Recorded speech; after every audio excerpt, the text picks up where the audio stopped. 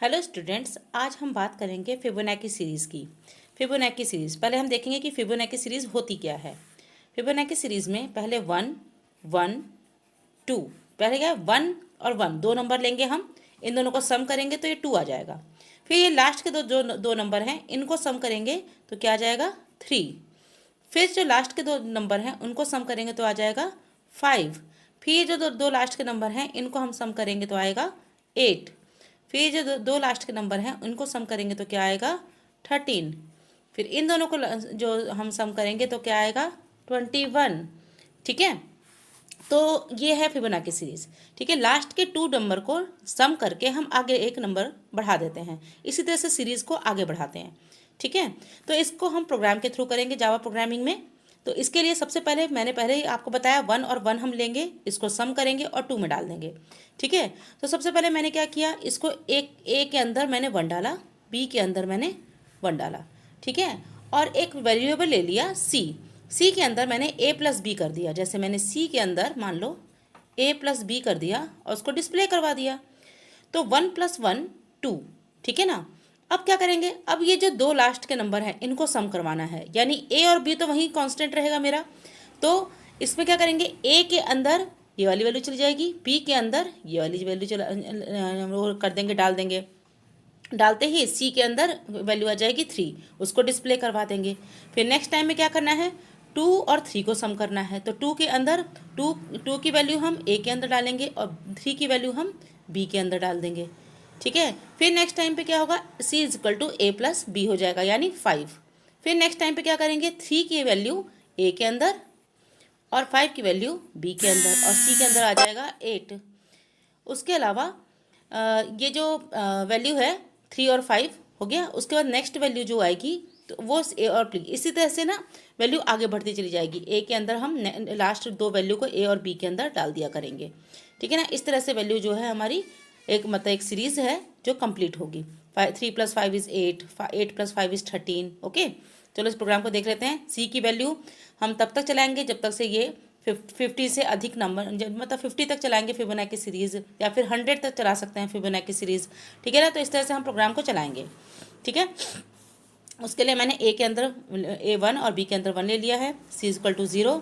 अब मैं यहाँ पर एक system.out.println, क्योंकि मुझे ये 1 और 1 को पहले डिस्प्ले करवाना है, इसलिए system.out.println, एलन मत लिखना क्योंकि मुझे इस तरह से सीरीज़ प्रिंट करवानी है, तो नेक्स्ट लाइन में जाने की ज़रूरत नहीं है। ठीक है, ए प्लस स्पेस बी। ठीक है, ये मैंने एक स्पेस दिया है और बी, जिससे कि 1 और 1 थोड़ी सी दूरी पर आए। ठीक है, अब मैं यहाँ पर वाइल लूप चलाऊंगी, अब क्योंकि मुझे वैल्यू को सम करके डिस्प्ले करना है। ठीक है, ए और बी की वैल्यू को। तो सी तब तक चले जब तक से वो 50 से कम है। ठीक है, या 50 के बराबर है। ठीक है, यानी 50 से एक वैल्यू ज़्यादा जाएगी। अब देख लेते हैं, सबसे पहले हमने क्या किया, सी के अंदर मैंने ए प्लस बी करवा दिया। ठीक है, देन सिस्टम, मैंने यहाँ पे सी की वैल्यू को प्रिंट कर दिया, system.out.println। एलन नहीं लिखेंगे क्योंकि मुझे वैल्यू को सेम लाइन में प्रिंट करना है। ओके, अब ए के अंदर क्या करना है, बी को डाल दिया, बी के अंदर क्या डाल दिया, सी को डाल दिया। ठीक है, और यहाँ ब्रैकेट बंद, यहाँ पे मेन ब्रैकेट बंद, क्लास का ब्रैकेट बंद। अब देखो होता कैसे है, यहाँ पे हमारा a = 1 b = 1, मैंने यहाँ पे a और b की वैल्यू लिखी है, यहाँ पे c की वैल्यू, अभी यहाँ पे 1 है। ठीक है, डिस्प्ले भी हो चुका है 1 और 1। ठीक है, यहाँ पे मैंने कोई भी चीज़ वैल्यू यहाँ पे डिस्प्ले कर दी 1 और 1।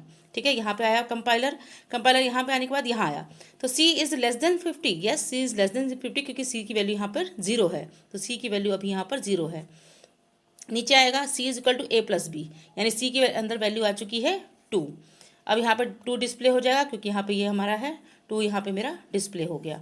अब a के अंदर वैल्यू चली गई b की, यानी 1, और b के अंदर वैल्यू चली गई c की, यानी कि 2। अब ऊपर जाएगा ये, यहाँ पर c की वैल्यू को चेक करेगा, 2 इज़, यानी c की जो वैल्यू हमारी जो 2 थी, 2 इज़ लेस देन 50। यस, नीचे है आएगा c की वैल्यू के अंदर आ जाएगा a प्लस बी, तो a प्लस बी क्या है, 1 + 2, क्या आ जाएगी सी के अंदर वैल्यू 3।